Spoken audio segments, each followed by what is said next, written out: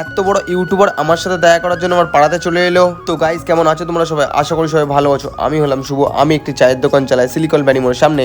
তো গাইস আজকে বাবা দোকান খুলেছিল, তাই আমার আসতে একটু লেট হয়ে গেছিলো। আমার শরীরটা খুবই খারাপ, আমার গলার ভয়েস শুনে ঠিকই বুঝতে পারছো আমার শরীরটা কতটা খারাপ। বাবা আমাকে বললো তুই বাড়ি চলে যাবে, বাড়িকে শুয়ে রেস্ট নে, আর দোকান আসতে হবে না, দোকান গুছিয়ে বাড়ি চলে যাবো। তা আমি বললাম ঠিক আছে।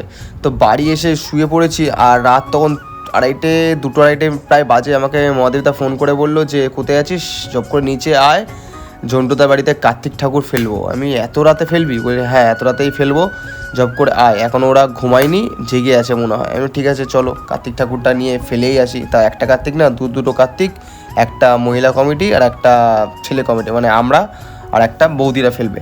তো ঠিক আছে ঝন্টুদার বাড়িতে উঠা যাক। ভয়ও লাগছে যে ওরা গালাগাল না করে এত রাতেবেলা কার্তিক ঠাকুর ফেলতে এসেছি।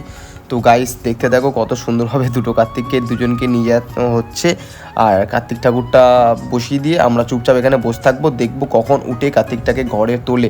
তো বৌদি আর মহাদেবদা কার্তিক ঠাকুরটাকে ওখানে বসিয়ে রেখেছে। তারপর ঘুম থেকে উঠছে, দেখি বাবা, আমি হচ্ছে কার্তিকের বাবা।